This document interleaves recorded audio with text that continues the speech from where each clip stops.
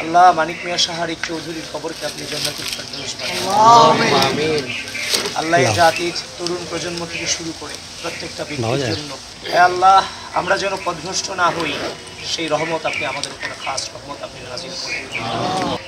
আল্লাহ মানিক মিয়া শাহরিক চৌধুরীর বাবা সহ পরিবারে যারা আছে তাদেরকে আপনি আলহামদুলিল্লাহি রাব্বিল আলামিন বিরহমাতিকা ইয়া আরহামার রাহিমিন।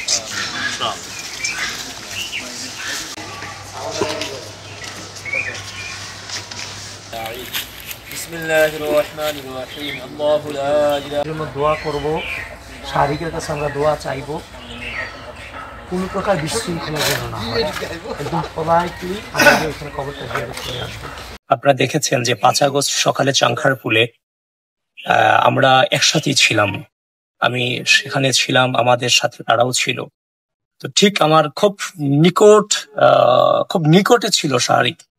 তো সেই জায়গা থেকে শাহরিকের স্নাইপার অ্যাটাকে শাহরিক চলে যায়, সেখানে শাহরিক, আনাস সহ অনেকেই প্রায় 6 জনের মতো এখানে শহীদ হয়।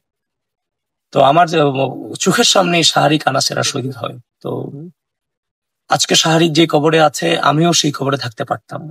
আমরা ওই পরিস্থিতিটা মোকাবেলা করি সেদিন ওইখান থেকে চলে আসছিলাম। তো সেই জায়গা থেকে কোনোভাবেই স্মৃতিগুলা ভোলার না। তো গতকালকে যখন ট্রাইব্যুনালের রায়গুলা পড়া হচ্ছিল, যখন উচ্চারণ করা হচ্ছিল যে মানিক মিয়া শাহরিক চৌধুরী, শাহরিয়ার খান আনাস তাদের হত্যার দায়ে, তখন মনে হচ্ছিল সেখানে আবিদুল ইসলাম খান নামটাও থাকতে পারতো, কারণ খুব কাছ থেকে আমি এদের শহীদ হওয়ার দৃশ্যটা আমি দেখেছি। তো সেই জায়গা থেকে মনে হয়েছে যে শহীদের সহযোদ্ধা হিসেবে যে বিচার নিশ্চিত করার প্রয়োজন ছিল, কিংবা যে বিচার হওয়ার প্রয়োজন ছিল আমাদের চোখের সামনে, সেটা দেখেছি। একটা মানসিক প্রশান্তি এই জায়গাটাতে আছে।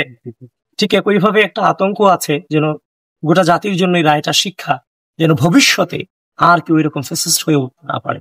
আমরাও যেন ভবিষ্যতে ভুল না করি, এই রায়টাকে, এই দৃষ্টান্তটাকে মনে রেখে আমাদের ভবিষ্যৎ পথচলা চলতে হবে।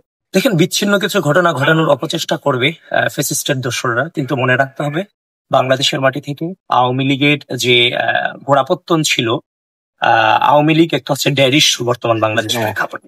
সুতরাং আওয়ামী লীগ যতই মাথাচাড়া দেওয়ার চেষ্টা করুক না কেন, এই বাংলাদেশে এদের আর রাজনীতি উত্থানের কোনো সুযোগ থাকবে না। সুতরাং ওইগুলা নিয়ে টুকটাক যে ঘটনাগুলো ঘটানোর এরা অপচেষ্টা করে যাচ্ছে, আমি আশা করব এগুলো থেকে তারা সরে আসবে। তাদের যে আবেগী গুটি কয়েক কর্মী আছে যারা এটা করার অপচেষ্টা করছে, আশা করি তারা এই জায়গাগুলো থেকে সরে আসবে।